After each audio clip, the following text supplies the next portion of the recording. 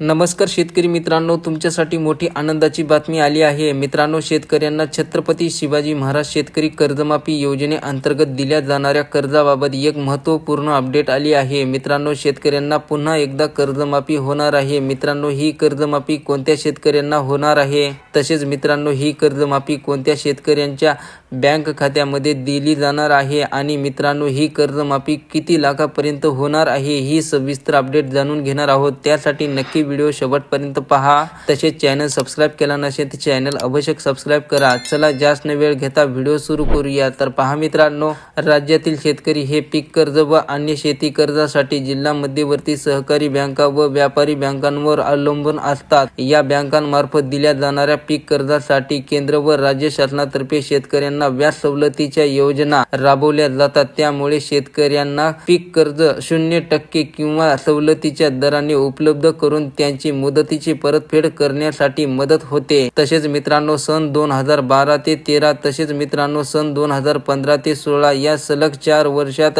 राज्यातील विविध भागात जिल्ह्यात अपुरा पाऊस झाल्यामुळे खरीप व रब्बी हंगामात मोठ्या प्रमाणात झालेल्या पावसामुळे 50 पैसेपेक्षा कमी पैसेवारी जाहीर करण्यात आली आहे। तसेच मित्रांनो 2013 ते 14 ते 15 या वर्षात राज्याच्या काही भागात अवकाळी पाऊस व गारपिटीमुळे झालेल्या शेती पिकांच्या नुकसानी अशा वेगवेगळ्या नैसर्गिक आपत्तीच्या पार्श्वभूमीवर शेतकऱ्यांचे नुकसान झाल्यामुळे बरेच शेतकरी पीक कर्जाची तसेच इतर शेती संबंधित कर्जाची वेळोवेळी परतफेड करू शकले नाही। त्यामुळे हे शेतकरी थकबाकीदार राहिले आहे। म्हणून अशा शेतकऱ्यांना बँकेकडून नव्याने कर्ज घेण्यासाठी अडचणी निर्माण झाल्या आहेत। त्यांना नवीन कर्ज देण्यासाठी बँकांनी नकार दिला आहे। त्यामुळे शेतकऱ्यांच्या अडचणी अधिकच वाढत गेल्या आणि या पार्श्वभूमीवर मार्च 2017च्या अर्थसंकल्पीय अधिवेशनात विधिमंडळाच्या दोन्ही सभागृहात अशा सर्व शेतकऱ्यांच्या कर्जमाफी बाबत एक महत्त्वपूर्ण निर्णय घेण्यात आला आहे, जेणेकरून त्या शेतकऱ्यांचे अगोदरचे कर्ज हे माफ होईल आणि त्यांना पुन्हा नव्याने शेतीसाठी कर्ज घेता येईल आणि त्याकरिता छत्रपती शिवाजी महाराज शेतकरी सन्मान योजनेअंतर्गत शेतकऱ्यांना कर्जमाफी करण्यात आली आहे। या योजनेअंतर्गत शेतकऱ्यांचे शेती संबंधित सर्व प्रकारचे कर्ज हे माफ करण्यात येणार आहे।